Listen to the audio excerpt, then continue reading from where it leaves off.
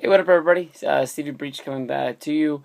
I just finished watching Impact. I am a day late checking the show out, but honestly, I thought that it was a good show. Honestly, I thought it was very confusing at the same time, if that makes any sense. Um, I, well, let's just get down to the whole main angle of the whole show. Basically, everything came down to around the six-man a tag that was going to be the main event. The six-man tag, of course, was going to be Sting and Kurt Angle with a mystery partner going up against Aces and Eights, Devon, Bully Ray, and Mr. Anderson. I guess I always still want to call him Mr. Kenny right there. A little dragged a little bit for you. The whole buildup was the show was that Kurt Angle was going to come face to face with AJ Styles, and he was going to say basically like, "Are you on our side or are you on Ace and Nate's side? Which side are you on?"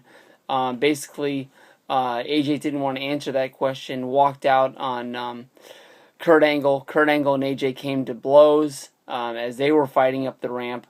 Angle got the better of AJ, which I thought was a mistake because you don't want to make this guy look weak. You don't want to make him look like Kurt Angle is the strongest guy. You want like AJ to be the guy that you have to have on your team or you're gonna lose. In my opinion, AJ should have just straight up waffled Kurt and walked out. But as they were brawling at the top of the ramp, Aces and Eights came from behind and they attacked Sting. That was to set the pace for what the show was. After that, they went into the back. Hulk Hogan was saying that he was going to be the guy that joined the team. He wanted to get in there because this is business and this is personal. It was quite funny because Sting and Kurt Angle are trying to get Hulk to stop hulking up, saying that the doctor says he's not able to go and they have to go with doctor's orders, and he can't have the match.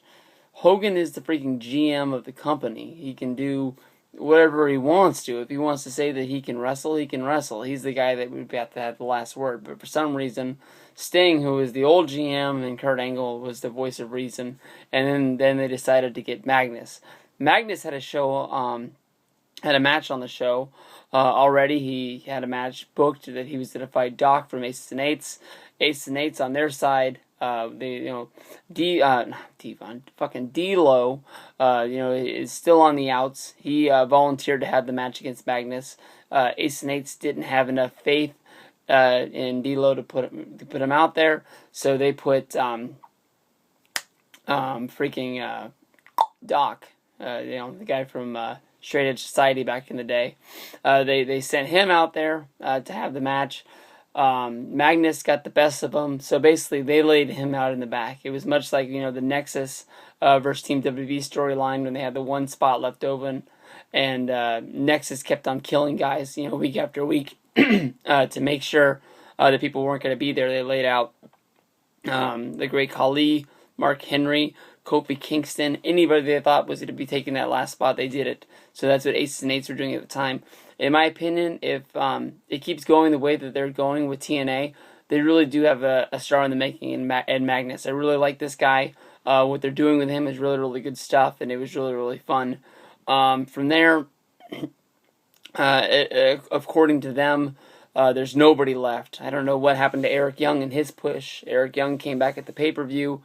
He did good in the match in the Lethal Lockdown.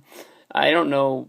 I haven't seen him on TV since like 1 week or 2 weeks after that. He was able to step up and fill that spot. But this night, there's nobody left in TNA to fight this fight. So they go into the match 2-on-3, and basically that's it. It's just going to be Ace and Eights going up against Kurt Angle and Sting, and they're leaving the last spot open.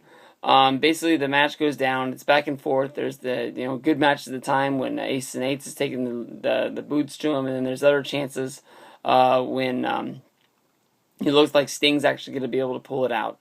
It comes down to the end, and fucking Abyss comes out, and my mind just fucking explodes. This makes no sense.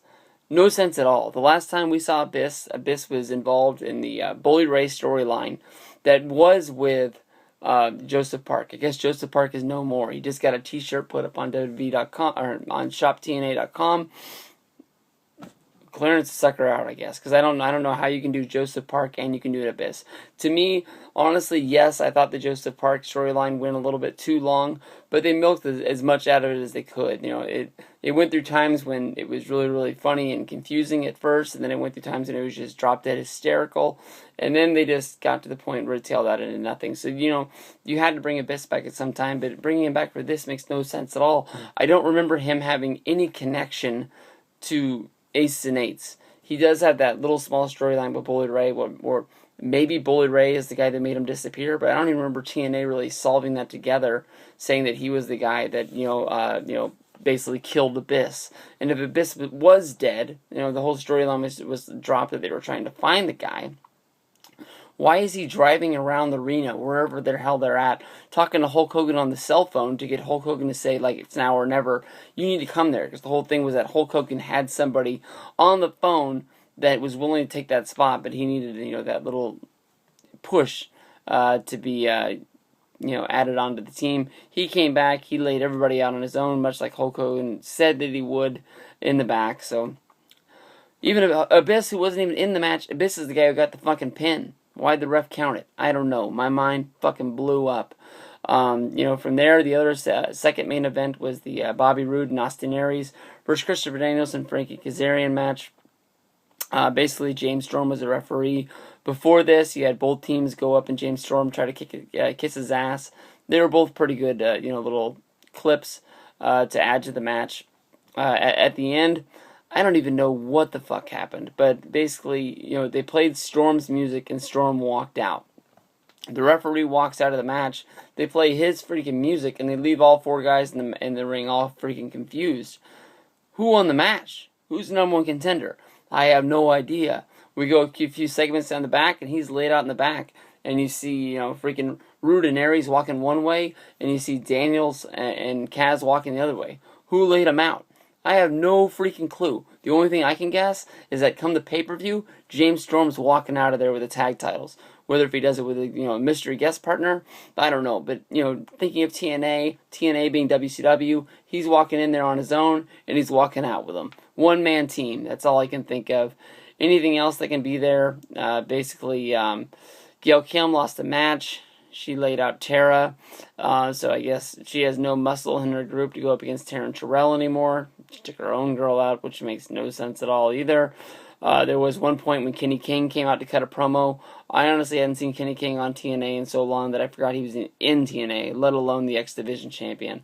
Anything else on this show is just covered up by the freaking Abyss coming back that I forgot about it. My head literally exploded when I watched that. I had no clue what the fuck was going on, and I'm going to need next week to tie up some loose ends, and hopefully they won't make me wait until the next live Impact to see what's going on. But it was fun. Let me know what you guys think. Peace out.